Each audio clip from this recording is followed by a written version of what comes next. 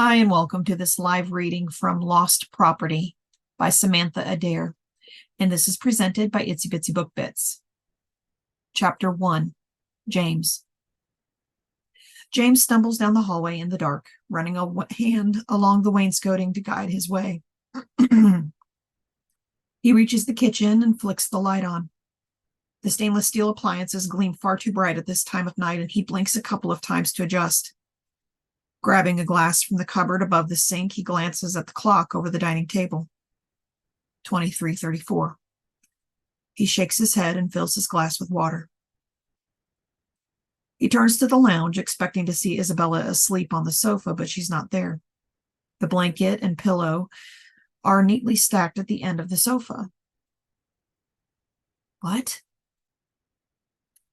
James? Misha tiptoes into the kitchen. Are you awake? She rubs her eyes. Where's Isabella? Misha looks at the sofa and frowns. She was here when we went to bed. And now she's gone. I swear, if she's in strife, Tom will cut my head off. Maybe she is. A loud banging on the front door echoes through the room. The urgency of it sets James's heart racing. Go to the bedroom and stay with Sylvie. What? Go. Now. James walks to the door and waits until Misha is nowhere to be seen. He peeks through the peephole but can't see anyone. Hello? Hello? A female voice answers him. Where are you standing? Why are you spying through peephole? The speaker has an Eastern European accent. That voice is familiar. Show yourself and maybe I'll let you in. A young woman with fire engine red hair and a ring through her septum glares at the peephole. Oh, shit. Melody? Please let us in. We have nowhere to go. We? James cracks the door and peeks out. Another young woman stands partially hidden behind Melody. Who's your friend? How do you know where I live? Melody pulls the friend forward and James inhales, almost choking on the breath. He coughs and steps back, widening the door. Get inside, quick. Melody bustles into the flat, the woman he's only ever seen in CCTV stills following close behind her. Her tiny stature and wide, quivering eyes give James scared baby deer vibes. James closes the door before turning to face the two women. Stop. Melody points a gun at him. Sit down. James raises his hands and seats himself on the sofa. I'm not going to hurt you, Melody. I helped you, remember? Melody nods towards the armchair and the other woman with her sits. James focuses his attention on the one he hasn't met before. You must be Annika. Shut up. Melody steps forward, still training the gun on James's face. Excuse me? James looks back and forth between them, and as much as he wants to run down the hall to shield Misha and Sylvie, he acts as though they aren't hiding in the bedroom. What are you doing? You didn't go home? There are things I must do, and you are going to help me. James blows a slow breath out and stands, his hands still up. We don't hold your investigation anymore. It's back with, I do not trust them. Aaron is dead because of them. Oh, okay, that's not technically... And Annika stands and moves in front of Melody. Please stop. I do not want any bloodshed because of me. Not anymore. She looks back at James. I'm sorry. We will go. Thank God. James glances towards the hallway before looking back at Melody. She stares straight back at him. No, we will not. She pushes Annika to one side, then looks toward the hallway and back to James. You are not here alone? He swallows. Of course I am. Melody's smile doesn't reach her eyes. You are lying to me. Please, Annika clasps her hands under her chin. Please, we must leave. Melody grabs Annika by the front of her t-shirt and pushes her back down onto the chair. Sit down. This is our only chance. You must trust me. Chance? James lowers his hands. You no longer surrender to me? The corner of Melody's mouth lifts in a smirk. You need me. You say I'm your only chance. Melody's face hardens and defeat twists her mouth. Put the gun down, Melody. You know I'm no threat to you. I helped you. Halfway down the hallway, the bedroom door cracks open. James keeps his eyes on Melody, but clenches his jaw and gives a slight shake of his head. Melody frowns and turns around as Misha closes the door again. There is someone else here.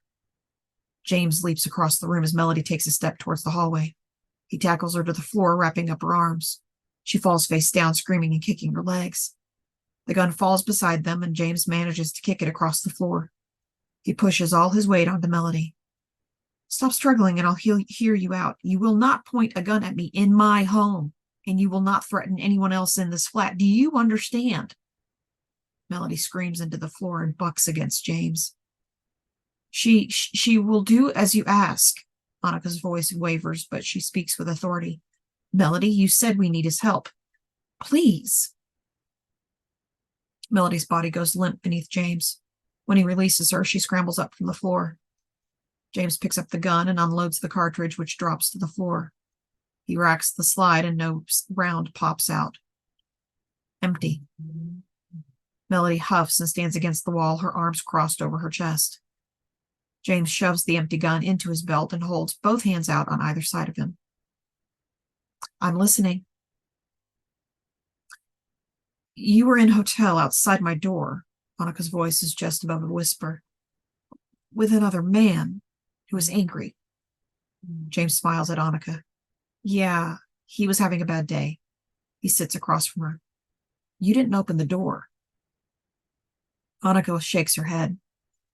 No, I had to wait for Aaron to come for me. They killed him, acidly says Melody's words.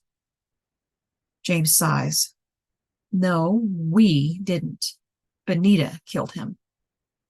At the mention of Benita's name, Annika gasps and pushes herself back against the chair cushions. James holds up a hand up. She can't get to you here. Realizing neither Melody nor Annika plans to hurt him, he stands up. I'm going to let my partner and baby out of the bedroom now. If either of you so much as think about touching them, I will kill you. Both. He looks back and forth between them again. Do we understand each other? Annika nods. I will not hurt anyone. James nods back. Melody? She stands, her arms still folded, her fingers clawing at her forearms. Melody, I'll tie you up if I have to. Melody huffs and drops her arms. I will not hurt anyone. I'm not a savage. James grins before he can stop himself. You charged in here and pointed a gun at me. I wanted your attention. Just turning up got my attention. Melody shrugs. But one thing I should tell you. Yes? I will only speak to Tom Grant. Excuse me? No one else. I can lead you to Benita. I have information on her, but I will only share it with Tom. Why Tom? Because Aaron told me not to speak to anyone else no matter what they say, and I no longer trust MI5. James frowns. Then why aren't you in Tom's house? Tom is nowhere. I cannot find him, but you, I could follow. He isn't with us, and I do not care about your explanations. If you want everything I have, I want Tom. There will be no negotiation. How do I know that what you have is worth it? Melody looks at Annika and back to James. I have her. There is a very high price on her head. Yes, there is, James nods. Well, maybe Benita is going after a wrong girl. Melody stares straight at James, her eyes like ice. What? Bring me Tom. I say nothing more until he is here. She slides down the wall to the floor and brings her knees to her chest. Shit. I'll see what I can do. James goes to the bedroom door and opens it. Misha and Sylvie are sitting on the bed. Sylvie occupied with a cartoon on Misha's phone. Hey, she woke up? Yes, she must have heard banging. What is going on? I'll explain everything, but first, do me a favor? Of course. Her eyes fall to the gun at his waist, and she pulls Sylvie closer. I need Tom and Isabella. What? But who are those girls? Why are they in our home? They have nowhere else to go. So that favor, yes. Call Tom. I need him here tomorrow. Isabella here. Isabella too. He will come back just like that? Convince him. You cannot convince him? Not the way you can. He loves you like family. I'm a pain in his neck. Now? Misha takes the phone from Sylvie, who squeals. James looks back down the hallway to the lounge where Melody and Annika whisper with each other. Now.